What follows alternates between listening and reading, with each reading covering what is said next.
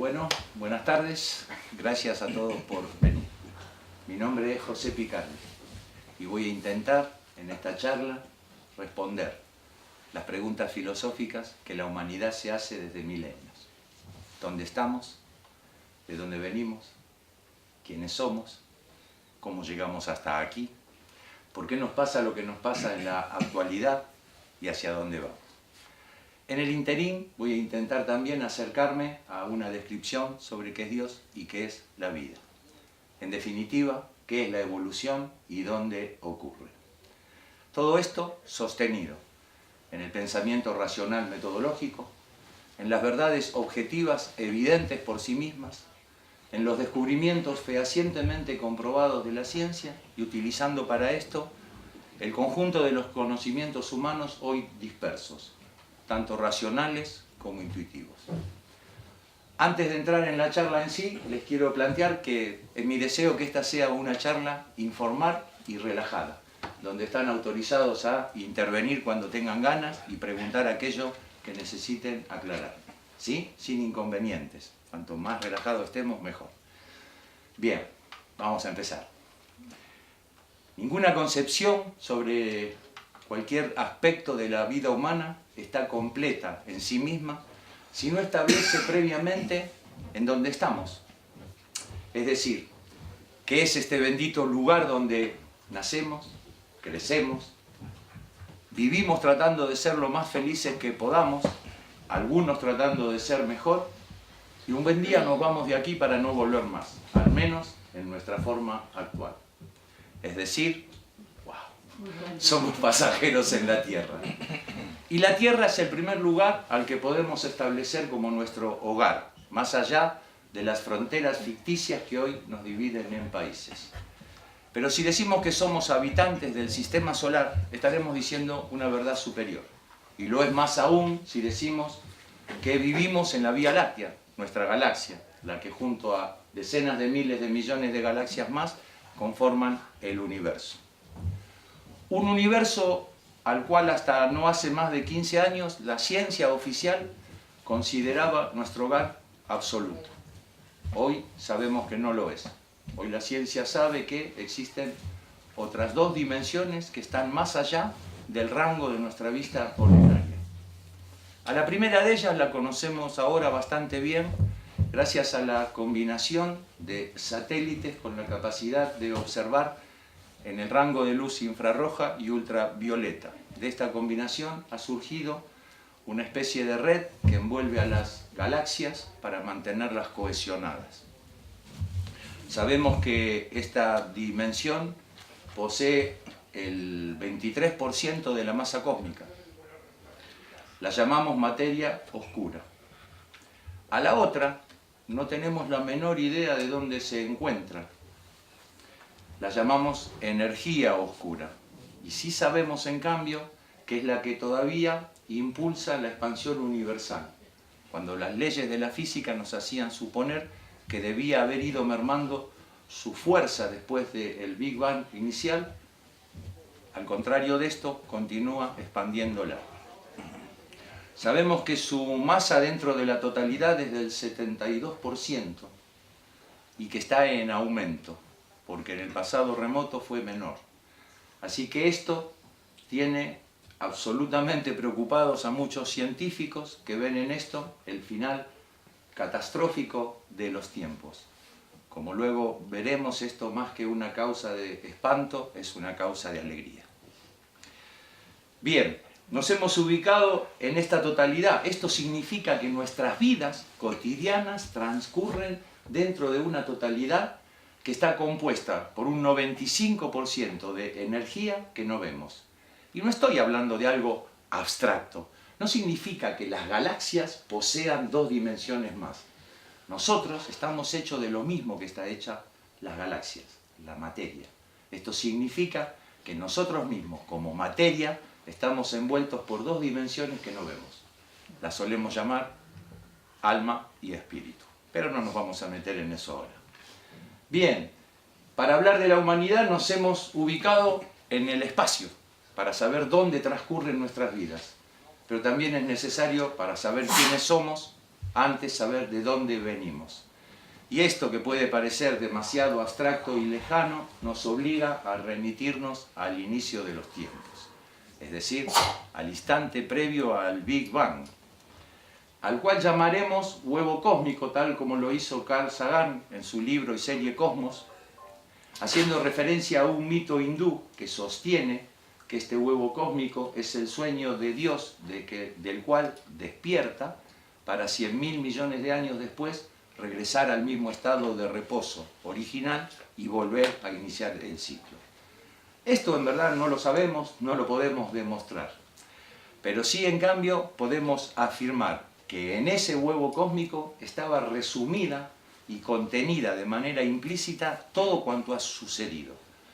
No amontonada la materia y la energía en él, sino en una condición de existencia diferente a la que hoy conocemos. Es un punto imaginario al cual llamamos mal Big Bang. Hace 13.780 millones de años ocurrió ese fenómeno que no se trató en realidad de una explosión, ni una gran explosión, sino que fue una implosión hacia adentro de ese punto imaginario, hacia adentro de la subjetividad. Una implosión que cambió la condición de existencia subjetiva de este todo cósmico en el cual nosotros estamos, pero no así su condición objetiva. Y es a esta la que intentaré definir ahora. Era y es un todo absoluto, pues nada ha entrado ni nada puede salir de él. Es infinito, porque no tenemos ni tendremos la menor posibilidad de establecer cuáles son sus límites. Es inteligente en sí mismo, y para comprender esto no hace falta solo hacer mención a nuestra capacidad inteligente, sino que con solo mirar a nuestro alrededor, la inteligencia desborda por todos lados. Es eterno, puesto que existía antes de que existiera el tiempo, y como veremos luego va a seguir existiendo cuando éste ya no exista. Nos resta ahora tratar de decidir cuál es la naturaleza de este todo cósmico. Y esto, que parece complicado, en realidad no lo es tanto. Por definición hemos dicho que todo cuanto existe hoy estaba implícito en aquel huevo cósmico. Lo que sabemos nosotros es que la materia y la energía en todas sus formas actuales surgieron del Big Bang. El espacio y el tiempo surgieron del Big Bang. Las leyes de la física, tanto la general como la cuántica, que determinan la relación de los cuerpos en el espacio, surgieron con el espacio. Y las leyes de la naturaleza, que determinan la relación de los cuerpos en el tiempo, surgieron con el tiempo y a él se refieren. Así que por simple descarte tendríamos que preguntarnos, ¿qué más conocemos nosotros que exista fehacientemente en el universo, pero que la ciencia no tiene la menor idea de qué es, de dónde se encuentra, ni de dónde surgió? Y es la capacidad mental. Nosotros tenemos mente, pero no solo nosotros tenemos mente. Los animales tienen mente, los vegetales tienen mente, y las partículas elementales, para hacerla corta, también tienen mente. Hay un experimento que hacen los físicos cuánticos, reiterado infinidad de veces, en que un aparato que dispara electrones de uno en uno a través de una placa que tiene dos rendijas, se divide cuando pasa y queda impactado en una pantalla formando dos semicírculos atrás, pero cuando se le coloca una cámara para ver cómo hace para dividirse una partícula elemental indivisible, la partícula decide no dividirse y pasa por uno solo. Sacan la cámara, se divide, ponen la cámara, no se divide. Nos está tomando el pelo, pero esta es la verdad. La partícula mental tiene la capacidad inteligente de decidir cómo actuar si la estamos mirando o no, lo cual inexorablemente nos marca que debe poseer un estadio mental donde toma las decisiones. Estamos ubicados en el espacio y estamos ubicados en la composición de este todo cósmico. Nos resta saber de dónde venimos. Hace 13.780 millones de años, como dije antes, ocurrió un fenómeno que hizo que irrumpieran en un espacio creado a tal fin infinidad de partículas elementales. Estas chocaban entre sí de manera desenfrenada y en este choque se autodestruían, generando así la antimateria. Cuando alcanzaron el punto crítico de más o menos el 50% de las mismas, lograron estabilizarse conformando el primer sistema de complejidad de la historia, el átomo. Las partículas elementales y los átomos que se formaron en ese momento son las mismas partículas elementales y los átomos que hay hoy. Por eso les estoy hablando de esto. Pues no se ha agregado nada. Y todo cuanto existe hoy es la evolución de las partículas elementales primigenias que se estabilizaron hace 13.780 millones de años. No hay absolutamente nada nuevo, nada diferente. Nosotros somos partículas elementales evolucionadas. Dije que el primer sistema de complejidad fue el átomo. El átomo estabilizó el caos inicial y se agrupó en nebulosas. De las nebulosas nacieron las estrellas y en las explosiones de las supernovas se generaron 118 variantes de átomos, pero manteniendo siempre la estructura. Un protón y un neutrón en el núcleo y un electrón que lo orbita.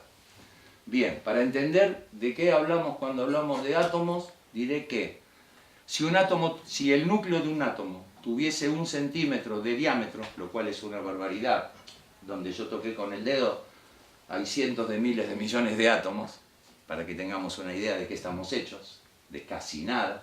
Bien, vamos a volver. Si tuviera 1 centímetro de diámetro, el electrón que lo cierra estaría girando de aquí a 200 cuadras. En el interior es vacío. Si tuviéramos la capacidad de tener una visión subatómica, veríamos que más del 95% de lo que vemos es vacío. Bien, las partículas irrumpieron dentro de lo que nosotros conocemos como universo, el 5% de la masa de la totalidad.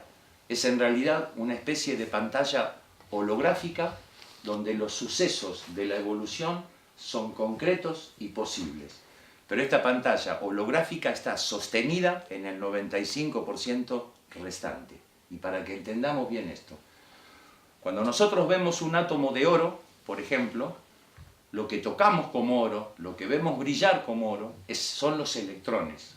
Es la parte externa del átomo, ese que está girando a 200 cuadras. El núcleo no lo vemos, el núcleo no es oro. Sin embargo, constituye el oro. Si yo tuviera la capacidad de sacarle el núcleo a ese átomo de oro, el oro se desvanecería. Lo mismo sucede en nuestro caso. El átomo es un símbolo inverso del todo cósmico que lo contiene. Este lugar concreto que nosotros vemos es el polo negativo de la creación. Es donde la creación tiene lugar, donde es concreta y nos parece muy sólida. ¿Sí? Si nosotros tuviéramos la capacidad de quitarle las dos dimensiones que sostienen a esta realidad, nosotros y todo lo que está a nuestro alrededor se desvanecería de la misma forma. Existimos porque hay una energía que nos contiene y nos sostiene. Bien, el proceso evolutivo fue de las partículas elementales que aprendieron a hacerse átomos y de átomos que aprendieron a hacerse moléculas simples o compuestas. Ellas son las que componen los meteoros, los planetas y todos los cuerpos que giran alrededor de los soles.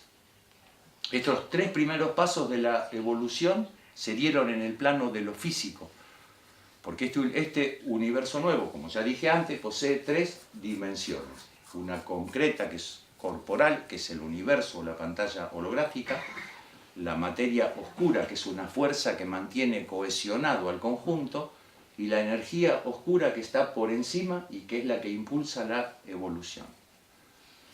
Todo lo que existe en el universo tiene que reflejar estas 3 dimensiones. Nosotros y todo lo demás las poseemos y tenemos que tener un canal en este plano físico donde la existencia es concreta que exprese a las dimensiones que están por fuera de este plano. Para eso, en nosotros lo podemos reconocer fácilmente como corazón y mente. El corazón es una fuerza neutra, igual que la materia oscura posee los dos polos, positivo y negativo, porque es una fuerza de cohesión. La llamamos amor y odio. Y la mente es el canal que expresa en esta dimensión a la energía esencial, que es la inteligencia misma del todo, y es de signo positivo. Bien, los tres primeros pasos de la evolución se dieron en el plano corporal. La ciencia erróneamente las llama materia inerte. Son las partículas elementales, los átomos y las moléculas simples. Yo voy a decir que son los tres primeros pasos de la evolución de la vida inteligente, que se dieron en el plano físico.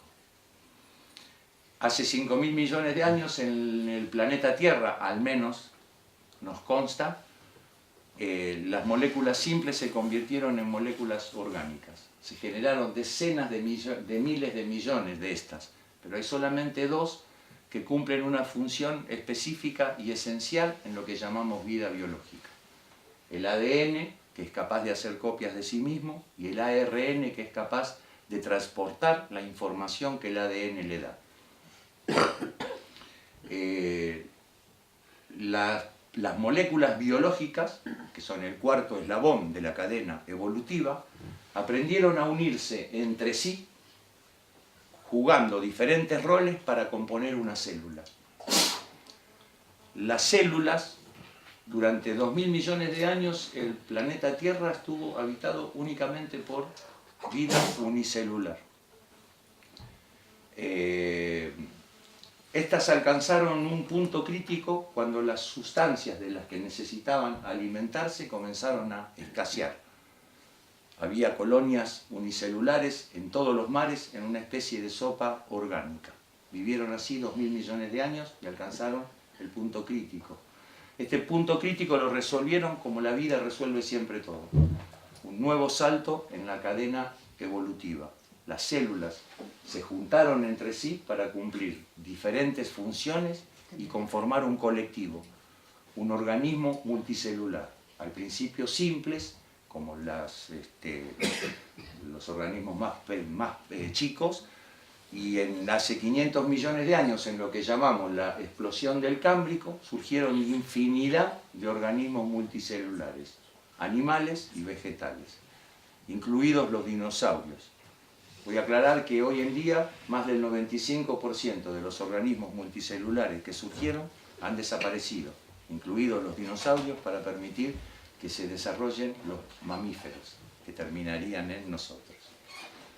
Bien, este largo proceso yo lo he manifestado de manera muy sintética solamente para poder ubicar el proceso evolutivo de la vida y ver la coherencia que tiene este plan, que ha dado 3 pasos evolutivos en el plano corporal y los siguientes 3 fueron en el plano sensitivo o motriz. ¿Sí? Son pasos de complejidad, de sistemas superadores del anterior. Es siempre una recombinación de lo viejo. De lo viejo porque todo está hecho básicamente de las partículas elementales originales. Bien, como ya he dicho, si hemos podido demostrar que vivimos dentro de un todo cósmico que es absoluto, eterno, infinito, inteligente en sí mismo y que su naturaleza es mental, podemos afirmar que tiene un plan coherente, que es la evolución de las partículas elementales, que a esta altura bien podemos llamar la vida. Este es el proceso evolutivo de la vida. Entonces no es descabellado afirmar que vivimos dentro de una mente viviente, cuya naturaleza esencial es mental, como dije antes, a la que bien podemos llamar Dios. No un Dios de barba blanca que está sentado en una nube y nos mira y decide este sí, aquel no. No, ese Dios no, sino un Dios que es una mente viviente, inteligente en sí misma. Y para corroborar que esta es la idea que sobre Dios tenemos escondida en el fondo de nuestros corazones, si bien maestros hubo demasiados, yo voy a citar al que yo considero el que más claramente definió a Dios desde la filosofía, y es Jesús. Yo voy a citar algunos párrafos que pueden encontrarse en los textos de Nag Hammadi, encontrados en 1947, que la religión católica considera apócrifos, pero que revelan la sabiduría. Jesús dijo en nombre de Dios: yo soy el universo ha surgido de mí y ha llegado a mí. Si levantás una piedra, ahí estaré, si partís un leño, ahí estoy. Jesús dijo: si se os pregunta de dónde venís, respondedles que de la luz, de donde la luz se encontraba afincada y luego se manifestó. Si se os pregunta quiénes sois, decidles: sois hijos del Padre viviente. Dios está dentro de vosotros y fuera de vosotros. Dios está extendido sobre la tierra y los hombres no lo ven. Evidentemente, este hombre, no voy a hablar de milagros, no voy a hablar de crucifixión, voy a hablar de estas palabras sabias de un hombre sabio, hace 2000 años, tenía una concepción clara que hoy podemos confirmar, que es que estamos hechos de partículas elementales de aquel huevo cósmico, es decir, de Dios y de ninguna otra cosa.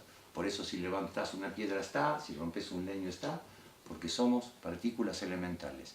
Y también procedemos de la luz, porque el Big Bang fue la implosión de la luz.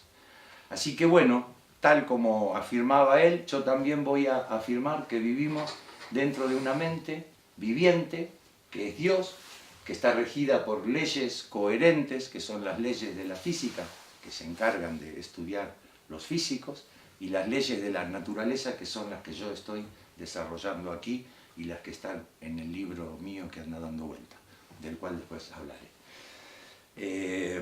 Bien, hemos llegado al momento en que tenemos que empezar a hablar del séptimo eslabón, el que abre una nueva era. Pero en este punto quiero hacer un alto, y si quieren preguntar algo, si quieren decir algo, los escucho.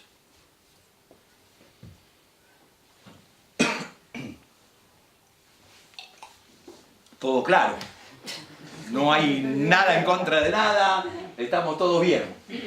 La materia oscura que has comentado, sí. Eso es lo que denominan los científicos el bosón de Higgs, no. Que mantiene unido...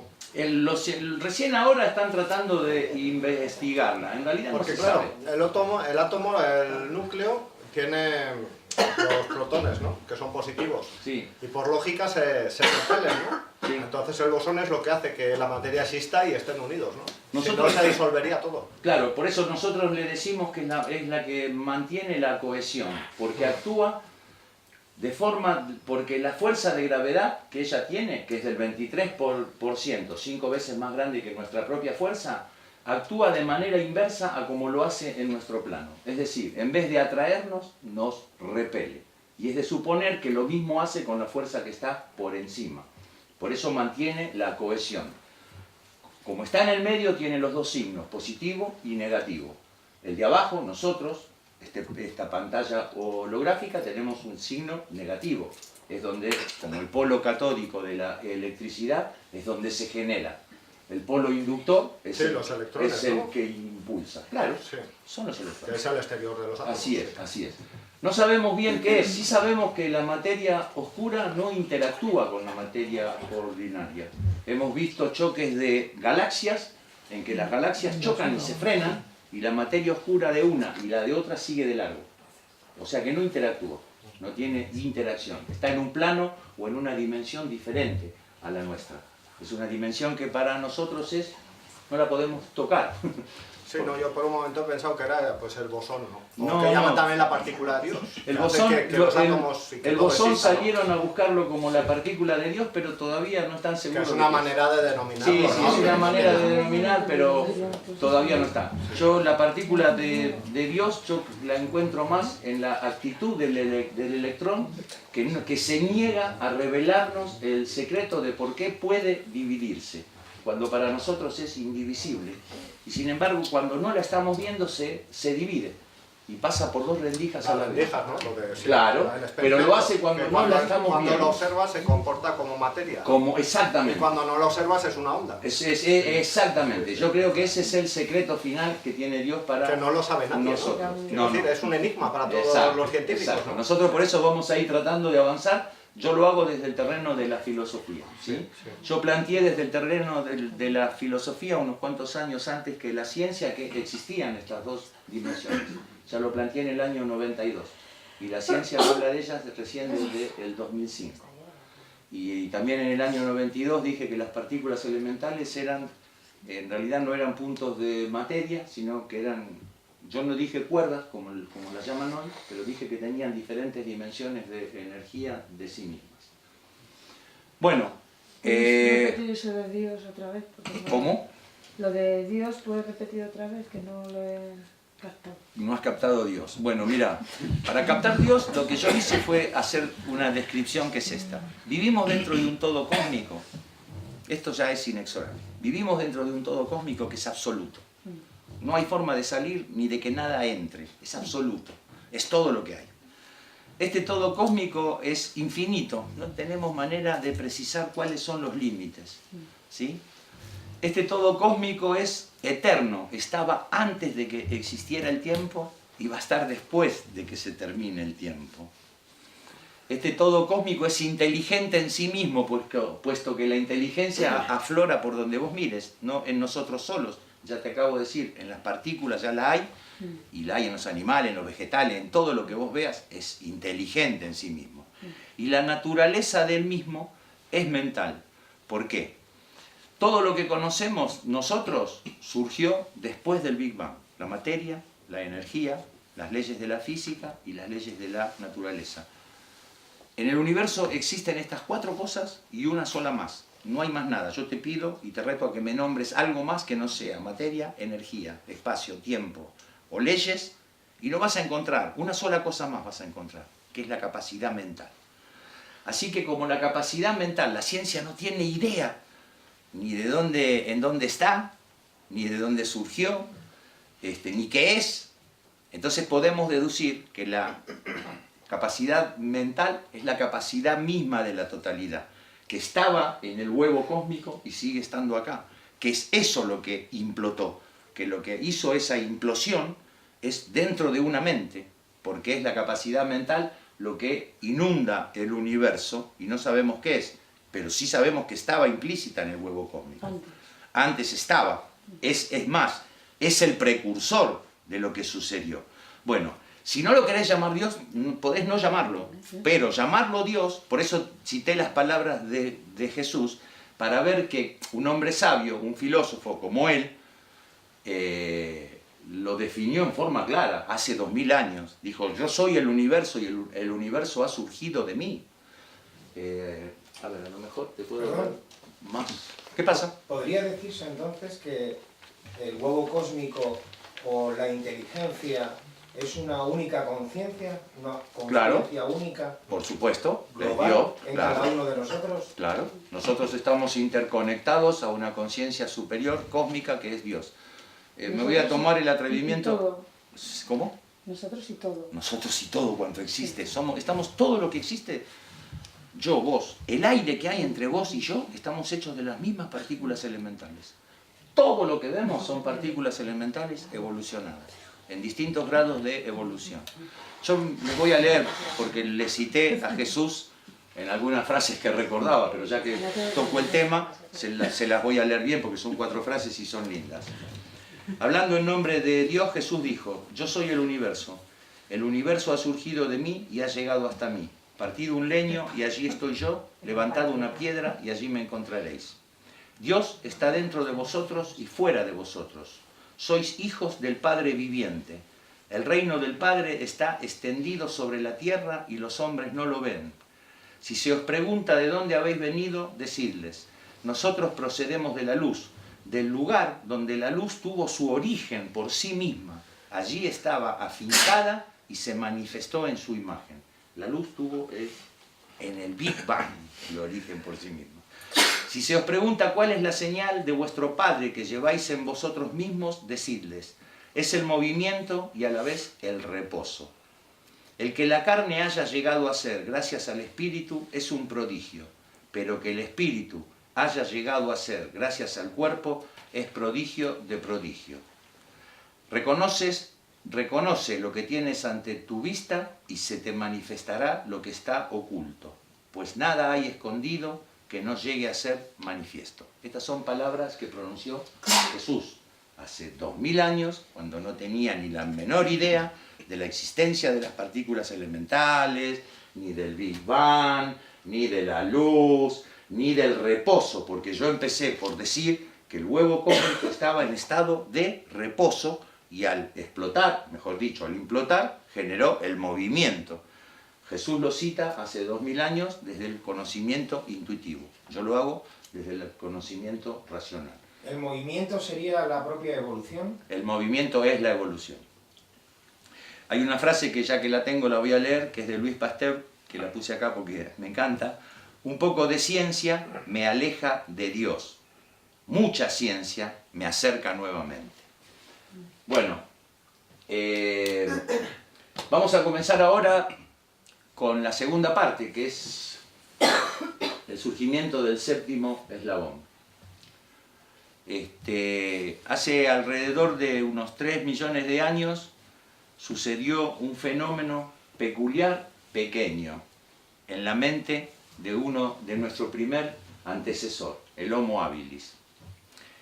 No es difícil imaginar una secuencia.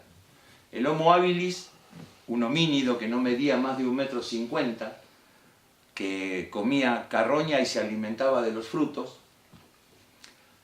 no tenía la capacidad de trepar a los árboles, y la comida era escasa, así que probablemente para hacer caer los frutos más altos debiera recurrir a alguna rama con forma de palo más o menos sólida para permitirse hacer caer esas frutas.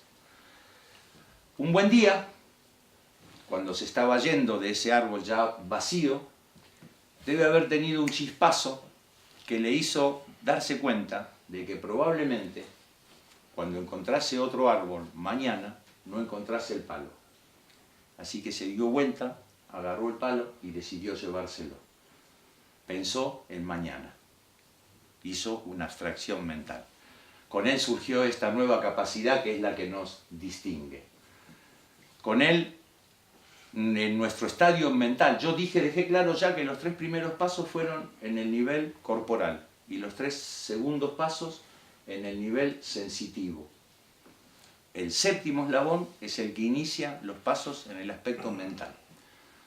En el Homo habilis surgió un procesador de información capaz de abstraerse de la realidad y tomar información proveniente del medio y de su propia capacidad intuitiva, la que compartía con sus predecesores, la que aún compartimos nosotros, puesto que dentro nuestro tenemos los 6 eslabones previos de la evolución. Los tenemos incorporados en nosotros mismos. Bien. Este procesador era capaz de procesar esta información y almacenar o archivar el resultado en un nuevo aspecto de su estadio mental, que se había convertido instantáneamente en dual.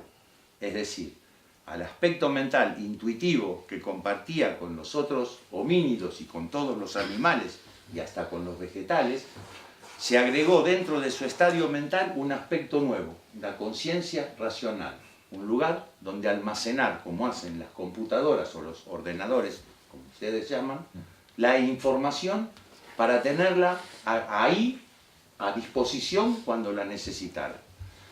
Esta capacidad mental, esta nueva dualidad mental, lo convierte en un ente totalmente diferente de cuantos existen. Ya no es un animal, contiene al animal, pero es una totalidad nueva, es algo nuevo. Ha surgido el séptimo eslabón de la cadena evolutiva.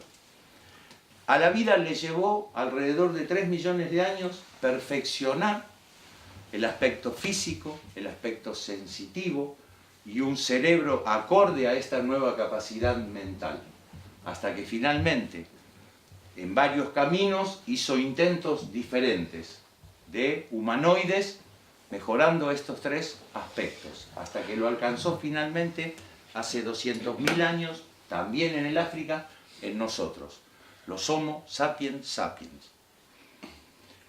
Nosotros somos nosotros mismos, somos los que surgimos hace 200.000 años en el África como todos los demás humanoides. Convivimos en el planeta Tierra durante más de 150.000 años con otra especie de esta totalidad, los Neandertal, apenas inferiores a nosotros, por lo tanto desaparecieron. Nosotros los Homo sapiens sapiens éramos cazadores y recolectores. Vivíamos en grupos de 40 o 50 miembros no más. Cuando excedíamos este número, los más jóvenes, por una cuestión de supervivencia, se desprendían y se iban a buscar nuevos lugares donde alimentarse, puesto que no alcanzaba para todos. De esa manera iniciamos un viaje que salió por Asia, entró por Europa y se expandió por el mundo. En ese viaje fuimos cambiando la pigmentación, la apariencia, las costumbres, pero nunca dejamos de ser parte de esa familia que habíamos dejado atrás. Como dije, vivíamos en grupos de 40 o 50 miembros y la moral que nos mantenía relacionados era la moral comunitaria. Es decir, compartíamos tareas y compartíamos los resultados de las tareas. Nos apoyábamos básicamente en el aspecto intuitivo de nuestro conocimiento. El potencial, porque debíamos desenvolvernos en un medio que lo conocíamos de ese modo. Nuestra capacidad racional, aún pequeña, la utilizábamos básicamente para clasificar el entorno, hacer utensilios y herramientas, alguna ropa. Con el correr del tiempo aprendimos a hacer cosas simbólicas como adornos y enterrar a los muertos. Como dije, durante casi 200.000 años convivimos de acuerdo y en función de la moral comunitaria. Y habíamos alcanzado a cubrir el planeta Tierra desde Tierra del Fuego hasta Japón, en grupos aislados entre sí que prácticamente no tenían la menor información de que existieran otros grupos. Este tiempo alcanzó un punto crítico hace unos 12 o 14.000 años después de la última glaciación. Los alimentos se habían tornado escasos, éramos nómades, nos era muy difícil arrastrar más de un hijo, y a los ancianos que ya no podían valerse por sí mismos debíamos dejarlos en el camino. En ese punto crítico en el planeta Tierra no deberíamos quedar más que un par de decenas de miles de seres humanos. Durante todo este lapso, sin ser los más fuertes, sin ser los más rápidos, sin ser los más grandes, pudimos desenvolvernos y sobrevivir en un medio hostil, en un medio donde cualquier grupo de animales de los cuales nosotros éramos posibles presas era infinitamente más grande, y esto se lograba porque actuábamos de manera solidaria, nos ayudábamos y trabajábamos como uno. Pero bueno, como dije, este viaje alcanzó un punto crítico, y la magia de la vida y nuestra capacidad inteligente nos permitió llegar a un descubrimiento que cambiaría nuestra historia para siempre: la agricultura. De alguna manera nos dimos cuenta que al regresar a un lugar al que ya habíamos estado, las semillas que habíamos dejado habían germinado. Así que en ese momento, como lo describen algunos, le arrancamos el secreto, le arrancamos el conocimiento de Dios a la naturaleza. Descubrimos que podíamos producir nuestro propio alimento, que podíamos sembrar y esperar la cosecha. Algunos describieron de manera intuitiva esto como el momento en el que Dios, enojado, porque le arrebatamos del fruto de la sabiduría este dato, nos expulsó del paraíso y nos condenó a ganarnos el pan con el sudor de nuestra frente, que es finalmente lo que empezamos a hacer, ganarnos el pan. Ya no éramos cazadores y recolectores, ya el alimento no estaba a nuestro alcance, sino que lo producía. Con este logro cambió nuestra vida para siempre y después de un periodo de transición también iba a cambiar nuestra moral, pero todavía no.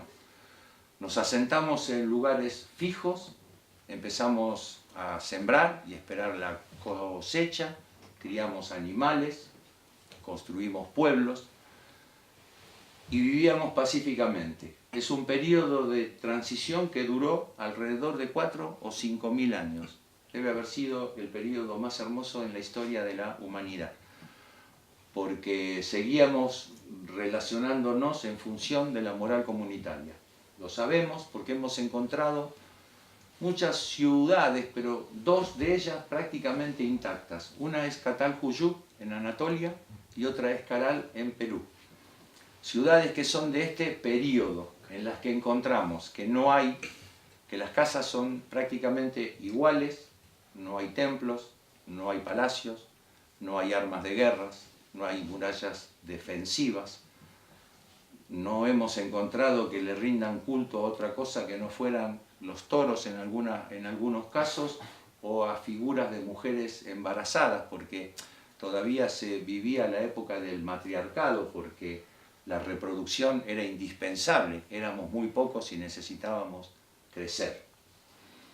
Así que este fue un periodo maravilloso, pero que sí nos fue dando indicios de que al final de este ciclo algunos individuos de estos pueblos habían comenzado a comerciar con otros pueblos, a intercambiar las mercaderías. Esto trajo que algunos comiencen a enriquecerse. En zonas donde la fertilidad era muy grande, como en Sumeria, Egipto, los que se empezaron a enriquecer se enriquecieron mucho, y de verdad. Esto hizo que surja la necesidad de la escritura, por un lado, para poder llevar cierta contabilidad del comercio, pero hizo que también surja y se despierte la ambición y la codicia humana. Estos señores que se habían vuelto ricos organizaron rápidamente ejércitos a su disposición, no solo para cuidar sus riquezas, sino también con el deseo de apropiarse de cuanta riqueza estuviese a su alcance. Había nacido lo que llamamos era de la civilización. En realidad, junto con ella nació la era de la moral individualista, que significa que un grupo muy reducido de personas, por medio de la violencia y la fuerza, se apropia de todas las riquezas naturales y productivas y somete a sus propios pueblos y a los pueblos vecinos para conseguir esclavos. Durante más de 5.000 años la forma de producción de este nuevo ciclo fue el esclavismo. En los esclavos nació seguramente la idea de la utopía de volver algún día a aquel tiempo de paz que aún recordaban. No era el tiempo, pero no era imposible. Esta moral nueva iba de la mano de los propósitos evolutivos de la vida, aunque no fue un error, no fue una equivocación, no fue algo que los seres humanos hicieron mal, sino que estuvieron auspiciados por el plan evolutivo de la vida, porque solamente la codicia desenfrenada y la ambición nos podía sacar de una vida monótona y generar el desarrollo de los conocimientos y de la tecnología que estaban en el plan de la vida obtener para continuar el proceso. Junto con los señores estos que se apropiaron de las riquezas naturales, surgieron, en muchos casos ellos mismos lo eran, aquellos que se apropiaron de la relación con Dios. Aparecieron templos donde la única forma de comunicarse con Dios era a través de un intermediario, un sacerdote al cual había que también rendirle pleitesía y que formaba parte de ese pequeño grupo de individuos que estaban apropiados de las riquezas naturales, productivas y de Dios, y del conocimiento. Todo había quedado en sus manos. Este proceso, por más duro y cruel que haya sido, generaba avances de conocimientos y tecnológicos que beneficiaban a la humanidad por desborde. No es que hicieran nada con el objeto de beneficiar a la humanidad, pero los propios logros, los descubrimientos, el avance en todos los órdenes hacía que la humanidad se beneficiara. Y como no siempre se podía vivir en guerra, también surgió la política como el arte de mantener a la sociedad funcionando, aceptando estas reglas de juego que imponía este pequeño grupo. La política es el arte de hacer que el pueblo acepte lo que es inmoral. Entonces, como es inmoral, también necesitó que surgieran las leyes, los códigos, porque la codicia había despertado también en los que no tenían nada, entonces había que regular a través de leyes y códigos y políticos un funcionamiento más o menos normal de la sociedad. Este proceso es el mismo que rige hasta hoy, estamos dentro de los mismos 6.000 años de moral individualista, porque el sistema de producción antiguo, esclavista, llegó a un punto en que no se pudo sostener más y fue reemplazado por el sistema de producción feudal. Era un rey con sus señores feudales, quienes eran dueños de las tierras, y los hombres y mujeres supuestamente libres tenían que trabajar en condiciones míseras para sus amos en calidad de esclavos, de vasallos o siervos. Como vemos, el sistema de producción cambió, la moral no. Finalmente, hace alrededor de 200 años, con el surgimiento de la Revolución Industrial, la Revolución Francesa, la independencia de Estados Unidos, surgió un nuevo sistema de producción, el capitalismo, donde el trabajo se cambia por dinero. Si bien este es un sistema que en principio pareciera otorgar cierto margen de libertad individual superior a los anteriores, porque nos permite, al decir que se sostiene en la defensa de los derechos individuales, nos permite a los individuos trepar en la escala social de manera lícita o no, lo cual no le importa a nadie en la medida en que se trepa y se logra establecer. Los vencedores son los que escriben la historia. El capitalismo se hizo a base de violencia, ya sea de los estados que estaban de antes o los nuevos, se formaron en guerras de poder por el control de la economía y de la política. La violencia está en el germen mismo del sistema individualista que nos rige, por encima del capitalismo. Es un sistema que tiene 6.000 años. El sistema individualista, como dije antes, no fue un error. Fue indispensable, iba de la mano de la evolución de la vida. Para que tengamos claro por qué los desbordes o por qué beneficiaba. Por ejemplo, Edison no era una persona que quisiera darle luz a la gente porque era un benefactor de la humanidad. De última ni siquiera fue él, porque fue Tesla el que la logró. Rockefeller no era un buen tipo que un día dijo quiero iluminar los hogares de la gente con querosén o quiero hacer petróleo porque quiero hacer el bien. No. Ni Ford quiso darle autos baratos a la gente porque creía que la gente se los merecía. No, eran personas que lo único que consideraban y querían era enriquecerse. Pero al enriquecerse ellos, generaban desarrollos tecnológicos y de conocimientos que beneficiaban y mejoraban las condiciones de vida de la humanidad. Y entonces fuimos creciendo a este ritmo. La moral no cambió nunca, las injusticias no terminaron nunca, pero la evolución avanzaba. Y era el plan de la vida. A la vida, para la vida, el fin justifica los medios. Porque la vida misma es un medio en el plan que tiene Dios. Entonces, los sacrificios, las injusticias, la inmoralidad, el dolor, las catástrofes, no importan. Es el precio que se paga por la evolución. De eso se trata. Bien, este ciclo... Ay, gracias, Miguel.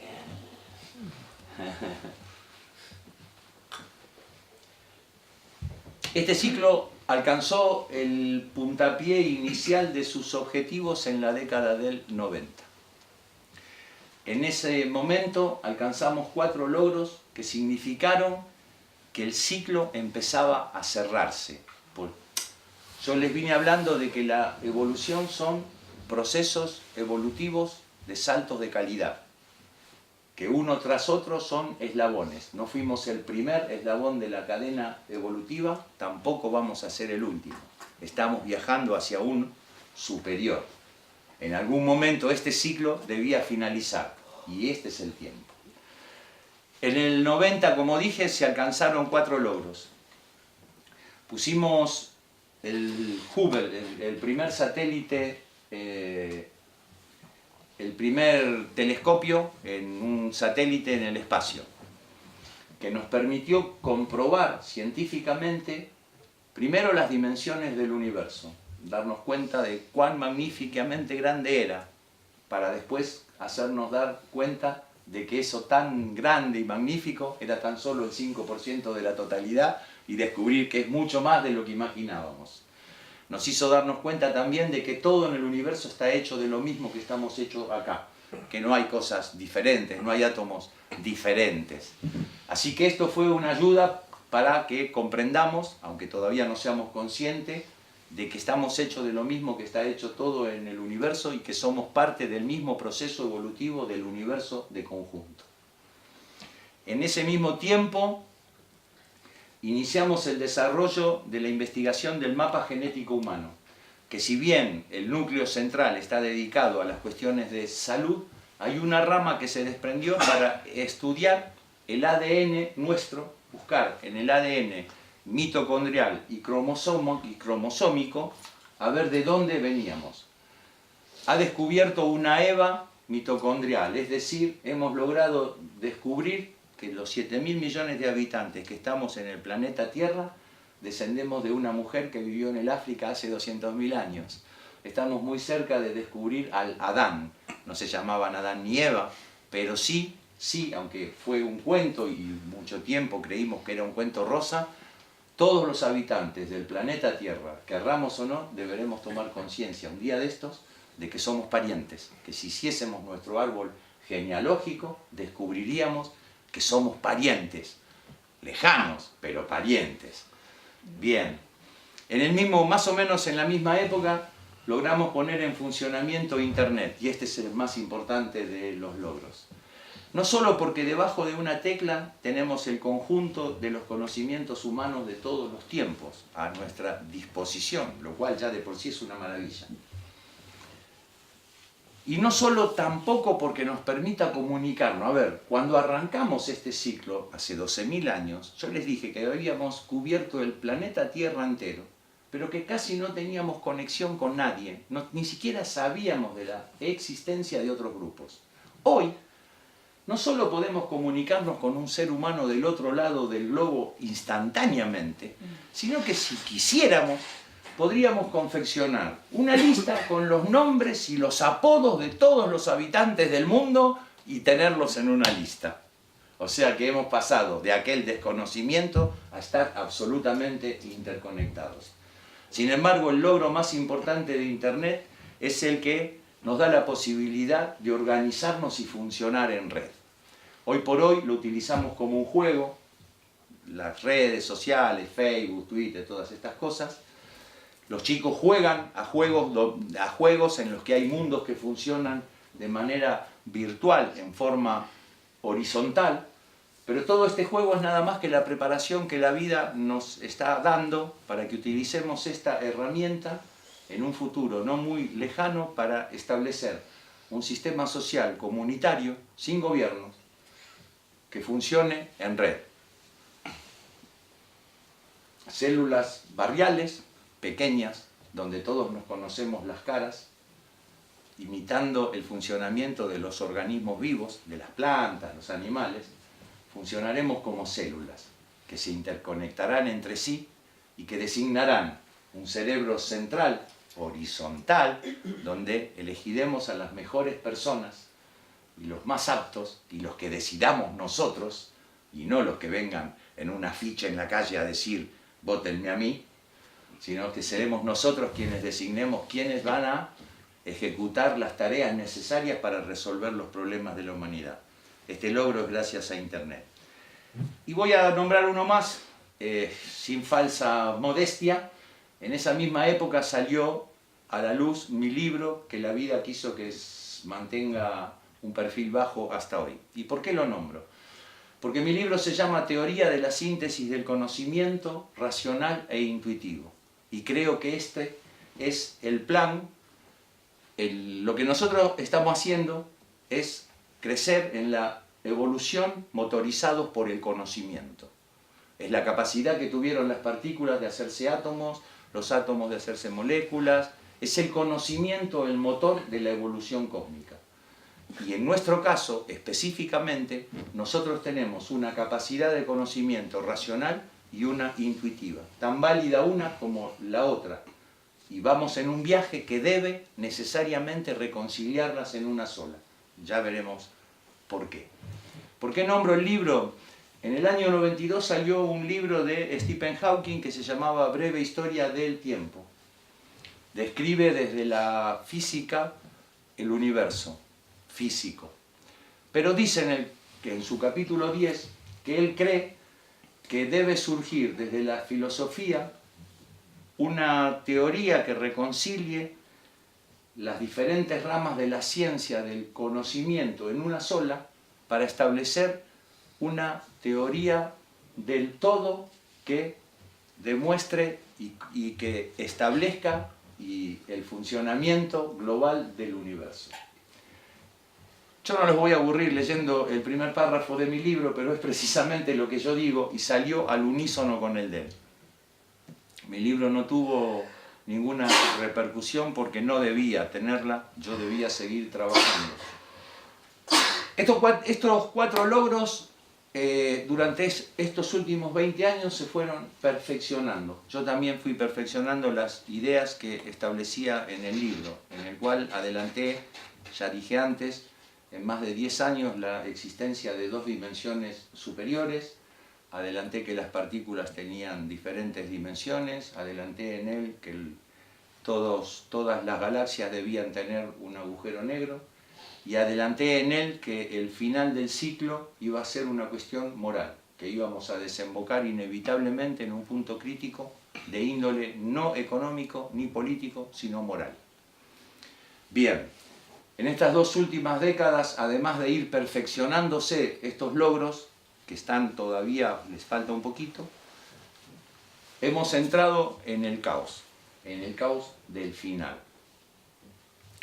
A ver, si yo les inyecto a ustedes pequeñas dosis de veneno diario y todos los días les doy una pequeña dosis, ustedes se van a volver inmunes al veneno y el veneno no los va a matar más. De la misma forma, el caos fue ingresando en nuestras vidas cotidianas con pequeñas dosis diarias.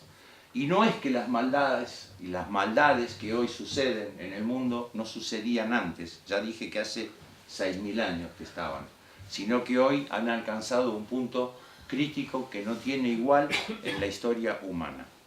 A ver,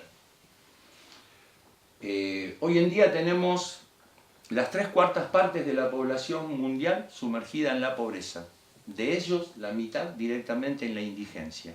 Hace poquito salieron datos serios que dicen que el 1% de la población mundial es dueña del 82% de las riquezas naturales y productivas del planeta. El 1%. El restante 18% no es que se reparte entre toda la gente. El 18% de eso es prácticamente de los estados. Lo que se reparte entre la gente pobre es prácticamente nada. Lo que está creciendo, este índice de la miseria es el único índice que crece globalmente en los últimos 20 años, salvo casos aislados como China o algún que otro lugar donde hay índices de crecimiento, pero particulares. El índice que también crece es el de los ricos, que son cada vez más ricos. Esto no tiene precedentes en la historia de la humanidad, pero veamos otro caso. Seguimos utilizando combustibles que contaminan la atmósfera y seguimos deforestando. Lo venimos haciendo desde hace mucho tiempo, pero el recalentamiento global ha alcanzado en estas 2 últimas décadas cifras que no tienen precedentes en la historia registrada. Desde que registramos el clima no tenemos precedentes, hemos alcanzado límites que nos ponen a 1 grado o 1,5 grados de una catástrofe absoluta. Estamos ahí nomás. Han proliferado las armas nucleares. Las armas nucleares también existen desde hace 50 o 60 años o un poco más, con la diferencia de que ahora están en manos de muchos más países. Hoy asistimos impávidos como Donald Trump y Kim Jong de Norcorea viven amenazándose a ver quién la tiene más grande y quién está más dispuesto a apretar el botón. Todos estos datos nos hablan de una situación crítica final. ¿Por qué final? Porque hasta ahora, cuando hubo guerras, cuando todos los males que la humanidad tuvo, lo que estuvo en juego siempre fueron la cantidad de vidas humanas. Morían más gente o menos gente y la vida continúa. Hoy en día y por primera vez en la historia de la humanidad, lo que está en juego no son vidas humanas. Hoy en día lo que está en juego es el planeta Tierra. Hoy es la primera vez en nuestra historia que lo que está en juego es el hogar donde vivimos todos los habitantes humanos, la Tierra. Así que este es un punto especial. Y como es un punto especial, lo voy a llamar caos. Y caos significa oportunidad. Caos es donde terminan todos los ciclos. Yo dije que hubo 7 ciclos evolutivos. Todos los ciclos tienen un periodo de afirmación, de negación, de esa afirmación, de caos, entran en caos, se desordenan, son sistemas, es un sistema que se desordena y finalmente viene la superación. Nosotros estamos inmersos en el caos, nos es difícil verlos, porque a la velocidad de Internet, a la velocidad que recibimos información, en medio de la vorágine y de la locura, todo nos parece normal, pero no es normal. Estamos viviendo un tiempo que es completamente particular, no es normal. Nosotros quizás no tengamos que hacer demasiado, porque la vida se va a encargar de ir empujándonos cada vez más al borde del precipicio. Lo que está creciendo aceleradamente es la moral individualista, que tiene 6.000 años. Por eso en nuestro entorno particular, en nuestra vida cotidiana, debemos verlo todos, cada vez vemos que la gente, que nosotros mismos y que nuestro entorno se torna más y más individualista. Parece que todo cada vez está peor, que todo cada vez está más oscuro. Y es verdad, porque nunca las cosas están más oscuras que antes del amanecer. Y estamos viajando al punto de choque, no hemos llegado, no hay mejoras a la vista. Lo que tenemos nosotros, y nos informan el diario y la televisión todos los días, es que cada día estamos peor. Y ese cada día estamos peor tiene un límite, porque en la historia de la evolución universal, todos los ciclos tienen un límite. Así que nosotros, hay una sola manera, hay una sola lección que nos falta aprender para resolver la cuestión, el obstáculo final frente al que nos enfrentamos, que es la necesidad de la reconciliación. Y esto es muy difícil. Esto es lo verdaderamente difícil. ¿Por qué? Primero que nada porque hemos sido criados, y hasta nuestros padres y en la escuela, nos han inculcado el individualismo. El individualismo está en nuestras costumbres. 6.000 años de historia individualista es mucho tiempo. Y está en nuestras costumbres. Somos individualistas. Sin embargo, el individualismo que está en nuestras costumbres no está en nuestra esencia. Y para demostrar esto les voy a dar un ejemplo fácil y simple. Si ocurre una catástrofe, hoy, acá a la vuelta, un volcán, un terremoto, un incendio gigantesco, una inundación, los seres humanos inmediatamente vamos a responder con solidaridad. Porque cuando lo que está en juego es la supervivencia, en nuestro instinto primitivo, sabemos que solo podemos enfrentar los problemas unidos. Salvo algún que otro loco que de todos modos se dedique a intentar aprovecharse de la situación, la mayoría de la población se va a unir solidariamente para enfrentar el problema. ¿Por qué? Porque está en nuestra esencia. Como les dije, hace 200.000 años no éramos el más rápido, ni el más fuerte, ni el más grande, pero actuábamos solidariamente. El individualismo está arraigado en las costumbres de 6.000 años. Entonces, perdona, con eso te refieres al ego, ¿no? Que desarrollamos cada persona. El ego está desarrollado en estos 6.000 años. El individualismo, claro, ahí voy yo, que ocurrió, bueno, pues ya en la época sedentaria, que fue en el Neolítico, ¿no? Cuando el hombre se estableció, empezó a plantar y demás. Antes no tenía ego. No. Las tribus y demás no se veían como individuo aparte. Vivían en forma comunitaria. Aún hoy se conservan algunas tribus aisladas, Sí. en algunos lugares específicos en el mundo, que no solo no tienen ego, no saben lo que es robar, no saben lo que es mentir, Sí. tienen, Sí, tienen una relación totalmente comunitaria. Eso está en nuestra esencia. Sí. Esa es nuestra esencia, que tiene 200.000 años, mucho más que el individualismo. Pero ¿cuándo va a aflorar? Cuando estemos entre la espada y la pared. Cuando lleguemos al borde del precipicio. No antes, no antes. Los compañeros sufrir, Claro. o al vecino, lo que sea. Exactamente. Antes sale, pues, Antes no va a salir. Sí. Bien. A ver, el obstáculo este es grande también porque nosotros le tememos al sistema. Creemos que el sistema es poderoso. Le asignamos un poder que no tiene. El sistema no tiene ningún otro poder que el que nosotros le asignamos. El sistema existe porque nosotros lo toleramos y creemos en él. Nosotros somos los que trabajamos las tierras, las industrias, el comercio, los servicios, hasta las fuerzas de represión pertenecen a nosotros. Ya les dije antes que es el 1% quienes son dueños de todas las riquezas naturales y productivas, y les puedo agregar que no más de 100 personas son las que hoy dirigen los destinos de la humanidad. Nosotros, que somos los verdaderos todos, les tememos a ellos. Ellos sin nosotros no son nadie. Nosotros vamos y les regalamos nuestro voto, nuestro apoyo, nuestra confianza. El sistema existe porque nosotros lo toleramos. Ese es el segundo problema. Tenemos un problema más para reconciliarnos. Estamos divididos en infinidad de corrientes de pensamiento y acción, filosóficas, políticas, religiosas. Y cada una de estas divisiones tiene subdivisiones también. Las propias corrientes tienen otras subdivisiones internas. Y hay una peculiaridad. Todas y cada una de ellas, lo diga o no, se considera portadora de la verdad.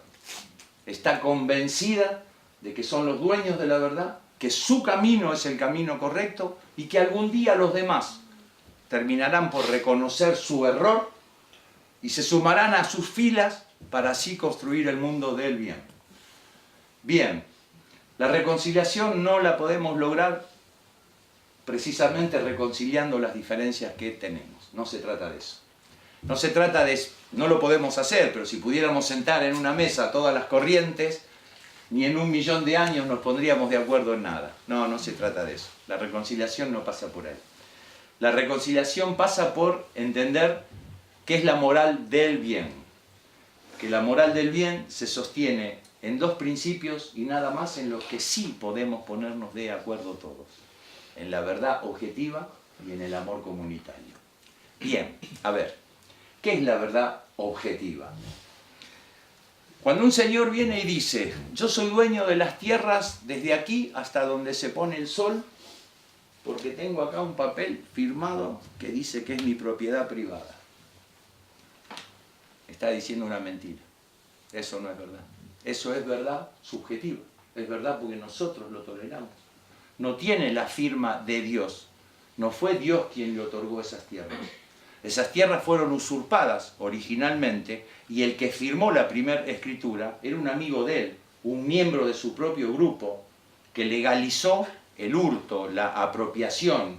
Después se siguieron vendiendo, se compraron. Hoy nosotros toleramos esto, nos parece que es normal, es el funcionamiento. Son dueños de la tierra, tienen la posesión, tienen un papel firmado, insisto, no es la verdad. ¿Cuál es la verdad? La verdad es que vivimos en un ecosistema biológico autosustentable que produce los alimentos necesarios para mantener a todos los entes que lo habitan, desde las lombrices, los pájaros, los perros, los gatos y los seres humanos. Es como si yo me comprara una tierra y fuera y les dijera a las lombrices, señoras lombrices, se tienen que ir de acá porque ahora esta tierra es mía. No tiene sentido, no tiene sentido. Sí tiene sentido para ellos excluirnos de los beneficios. Yo conté antes, Argentina produce alimentos para 800 millones de personas en el mundo. En Argentina hay 25 millones de personas que pasan hambre. Un desastre. Basado en una mentira. Bien. La reconciliación, como dije, solo se lograría en función de determinar, establecer una moral del bien que desconozca la mentira. Que desconozca la mentira, sin enfrentarse a nadie. El mal no se enfrenta, al mal no se lo enfrenta con el mal, porque solo se potencia y se agranda el mal. Nosotros queremos establecer la moral del bien, es contraria al mal. Esta moral del bien tiene dos patas, como dije, la verdad objetiva y el amor comunitario. ¿Qué es el amor comunitario? Somos parientes, tenemos que compartir las riquezas entre nosotros. Como dije antes, todo esto de todas maneras no lo vamos a lograr porque nos pongamos de acuerdo, porque yo lo diga, porque ustedes salgan de acá y lo digan. Pero sí, en la medida en que vayamos haciendo crecer en la conciencia colectiva la idea de la moral del bien, ayudaremos al proceso que la vida está haciendo y que inexorablemente hará de ponernos en el borde del cataclismo, en el borde de la autodestrucción, porque este sistema ya no puede resolver los problemas de la humanidad, porque ahora, por primera vez, los intereses de la vida y del sistema se desprendieron de la mano. Voy a dar un ejemplo. Yo les dije que durante 6.000 años todos los logros tecnológicos eran a favor del proceso evolutivo de la vida. Desde hace 20 años ya no lo es más. Por ejemplo, nosotros seguimos utilizando combustibles que contaminan el planeta. Y sin embargo, tenemos combustibles limpios. Tenemos combustibles que nos ahorrarían esta maldad que le estamos haciendo al planeta. Pero es contrario a los intereses de un pequeño grupo de individuos utilizar esos combustibles limpios en base a hidrógeno o a energía solar o a lo que fuera, inclusive hacen andar autos con agua, y entonces esos descubrimientos tecnológicos nuevos se archivan porque se contraponen con los intereses de los poderosos. Voy a dar un ejemplo más. Hoy en día hay 1.200 millones de personas en el mundo, casi el 20% de la población mundial, que no tiene acceso al agua potable. En un planeta que es 3/4 partes de agua. ¿Cómo es posible esto? El agua es salada. Sí, pero todos los barcos que cruzan el océano, inclusive las lanchas pequeñas hoy, tienen un equipo desalinizador. Tenemos la tecnología para desalinizar el agua. ¿Qué sucede? ¿Por qué no se hace? ¿A qué burgués se le ocurriría instalar una planta potabilizadora de agua? Embotellar la botella de agua potable e írsela a vender ¿a quién? A las 1.200 millones de personas que no tienen acceso al agua, que no tienen un peso para pagar esa botella de agua. No es un negocio rentable. Y si no es rentable, no se hace. Y si no se hace, se archiva. Hoy, por primera vez en la historia de estos 6.000 años, la necesidad evolutiva de la vida se contrapone a los intereses del grupo de individuos que maneja y controla el sistema social mundial. Hoy la vida le soltó la mano. El sistema inmoral del individualismo no puede resolver ningún problema, no puede resolver la violencia, las guerras, los atentados, porque está en su propia base, está en su propia esencia. Así se hizo este mundo, con violencia, con guerras. Hace 15 o 20 años atrás a los yanquis se les ocurrió quedarse con el petróleo en Irak, inventaron que había armas nucleares, que Saddam Hussein tenía las bombas y que los iba a matar a todos. Fueron allá, mataron gente, mujeres, chicos, ancianos, escuelas, hospitales, bombardearon todo, mataron a Hussein. Las armas no aparecieron nunca, pero el petróleo hoy lo manejan todas las empresas yanquis. Vivimos en un mundo que sigue usando la violencia para apoderarse de aquello que quiere. Vivimos en un mundo que produce alimentos no para alimentar a la gente, sino para ganar dinero. Vivimos en un mundo que produce medicamentos no para curar a la gente, sino para ganar dinero. Vivimos en un mundo que está muriendo. Vivimos en un mundo que está tocando el fin. La vida nos va a poner entre la espada y la pared. Y la única alternativa será establecer un sistema social comunitario sostenido en la moral, en la moral del bien, en la moral de la verdad y el amor. Cuando llegue el día, el instinto de solidaridad nos hará funcionar juntos y lo vamos a lograr. No falta mucho, no estoy hablando de algo lejano, estamos a la vuelta de la esquina. Bien, suficiente por hoy, salvo que quieran hacer preguntas y yo escucho.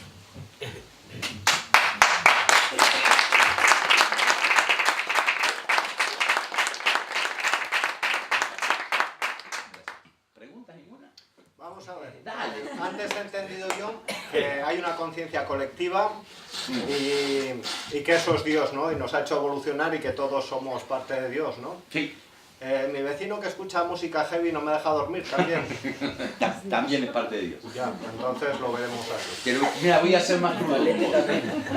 Hitler y Franco y quien vos quieras, Videla, son parte de Dios, son parte del plan. El mal es parte del plan, porque, bueno, quizás lo que no aclaré antes es esto, ¿no?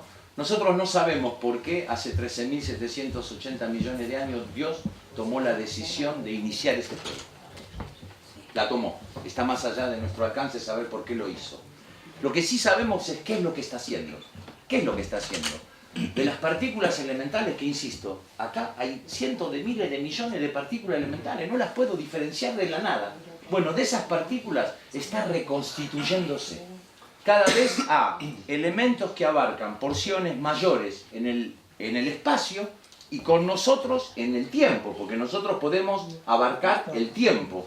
Hoy sabemos cuánto tiene el tiempo del universo. Bien. Lo que está haciendo Dios, evidentemente, es un viaje de reconstitución de esa unidad que perdió. Perdió una unidad, estaba en reposo, inició un proceso que lo descompuso en sus partículas más elementales y ahora las está recomponiendo en sistemas de complejidad cada vez más elevados, más grandes y con más capacidad. Está regresando a casa, es evidente. En este juego se realiza en base a la contradicción, en base a que se desarrollan todas las variantes en cada situación, buenas y malas, se afirma y se niega. Sí. Es el bien y el mal que lucha con la vida misma, ¿no? Que se desarrolla y evoluciona. Exactamente. También hay una teoría que dice que el planeta Gaia, pues nosotros somos una plaga para él. Y no no hay somos control. Y que el mismo planeta, por evolucionar y seguir vivo, Sí. acabará destruyendo a la especie humana. No, bueno, eso, a ver, muy bueno que me lo digas, así lo dejamos claro acá. Eso sería creer que nosotros somos algo distinto a la evolución. O sea, ese es el error garrafal que los seres humanos cometemos. Mirá, hace 400 años los seres humanos estábamos convencidos de que el Sol y las estrellas giraban alrededor nuestro y que nosotros éramos el centro del universo. Inclusive prendimos fuego gente. Pero bueno, eso son los españoles, porque los griegos ya sabían que... Sí, ya sé, pero bueno, no era tanto que los griegos. Los hombres más iluminados sabían que no era así. Pero el vulgo, la gente, el común, no solo en España, en el mundo, creía lo contrario. Bien, hoy en día nos pasa algo similar.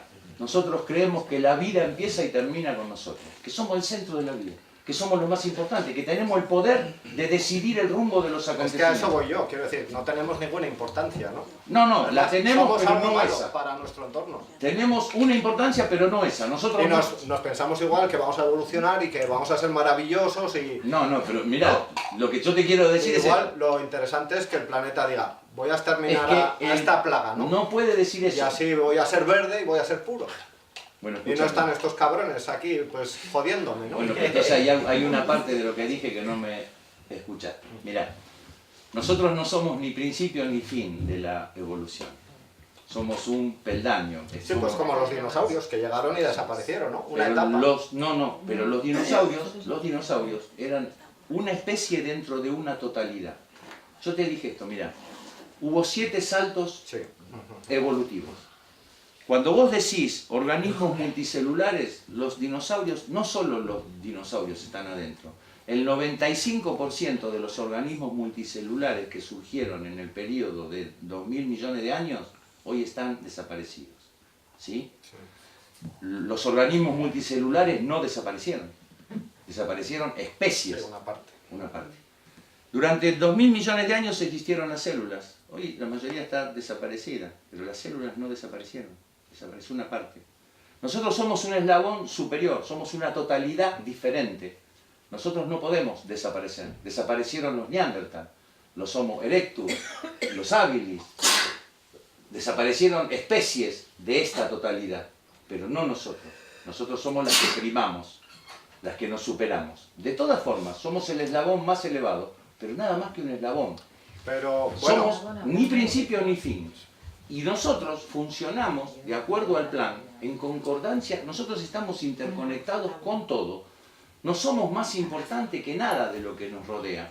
Jugamos un rol específico. pero según eso, estamos dando por hecho que somos más importantes que el No, resto. no somos más importantes, no, me estás entendiendo mal. Por ejemplo, Nosotros un amigo mío dice somos el más elevado, no el más que importante. nosotros no es lo mismo, ¿eh? éramos unos primates y Sí. vinieron aquí unos extraterrestres, nos abrieron Es un delirio. y dijeron, Bueno, se puede decir. vamos a modificar genéticamente el cerebro de estos chimpancés Se puede que decir. viven equilibrados con la naturaleza. ¿Por qué iba Y al a...? modificarnos, Sí.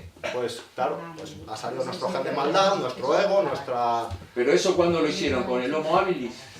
No lo sé. Y bueno, es pero- una teoría, ¿no? Bueno, pero entonces, como acá estamos hablando de ciencia, como yo, a ver, nada de lo que yo dije, nada, absolutamente nada es una interpretación. Yo hablé simplemente en orden de conocimientos objetivos y verdades fehacientemente demostradas de la ciencia. ¿Sí? Bien. Yo te dije que somos la evolución del Homo habilis. Si los extraterrestres hubieran venido a hacer eso con el Homo habilis, ¿por qué vivimos durante 3 millones de años en comunidad? Y si no lo hicieron y lo vinieron a hacer como con el Homo sapiens sapiens hace 200.000 años, ¿por qué nosotros en nuestro ADN tenemos el proceso evolutivo de los Homo habilis? No somos el resultado de ningún injerto, de ninguna casualidad. Somos el resultado de un proceso evolutivo Evolución. coherente, de la evolución coherente de la vida. Yo me olvidé de decir, voy a pedir perdón, porque lo insinué pero después no lo aclaré. Nosotros estamos, en realidad, nuestra tarea es que nosotros estamos por, cuando hagamos este cambio moral, lo que vamos a iniciar es un ciclo que nos va a llevar al octavo eslabón. El octavo, nosotros somos el séptimo eslabón. No somos ni principio ni fin en el proceso de la vida. Somos el séptimo eslabón que está viajando al octavo. El octavo empieza cuando nosotros logremos transformar la moral del sistema mundial y vivamos en una nueva era. Esa nueva era nos va a llevar poco a poco, a reconciliar nuestra dualidad mental y convertir lo intuitivo y lo racional en una sola cosa. Vamos a reconciliar lo de abajo con lo de arriba, lo de adentro con lo de afuera. Eso sería